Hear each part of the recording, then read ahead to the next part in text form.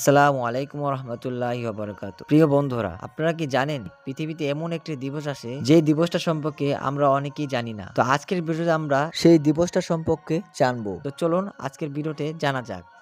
আমরা সবাই তো বিভিন্ন দিবসের সাথে পরিচিত, এই ধরুন মা দিবস, বাবা দিবস, ভালোবাসা দিবস ইত্যাদি। তবে আপনি কি জানেন এসবের পরেও এমন একটা দিবস আছে যেটা শুনলে আপনি অবাক হয়ে যাবেন? তো আজকে আমি যে দিবসটা সম্পর্কে কথা বলবো সেটা হচ্ছে বিশ্ব চিন্তা দিবস। কি অবাক হলেন? অবাক হলো এটা সত্যি যে বিশ্ব চিন্তা দিবস নামে একটা দিবস আছে। দিবসটি 1926 সাল থেকে পালিত হয়ে আসছে, যা 22শে ফেব্রুয়ারি পালিত হয়ে থাকে। তো বন্ধুরা, চিন্তা করা কি ভালো না খারাপ? আজ তাহলে দেখে নেওয়া যাক চিন্তা করা ভালো না খারাপ। বিশেষজ্ঞরা মনে করে একজন অধিক চিন্তাশীল ব্যক্তি ঘুমের মধ্যেও চিন্তা করে। অবাক করা বিষয় হলো চিন্তা করা ভালো, আবার চিন্তা করাই খারাপ। ভালো চিন্তা ভাবনা আমাদের শরীরে ভালো প্রভাব ফেলে, আর খারাপ চিন্তা ভাবনা আমাদের শরীরে খারাপ প্রভাব ফেলে এবং শরীরের বিভিন্ন ধরনের রোগ সৃষ্টি করে। তাহলে জেনে নিই কোরআন ও হাদিস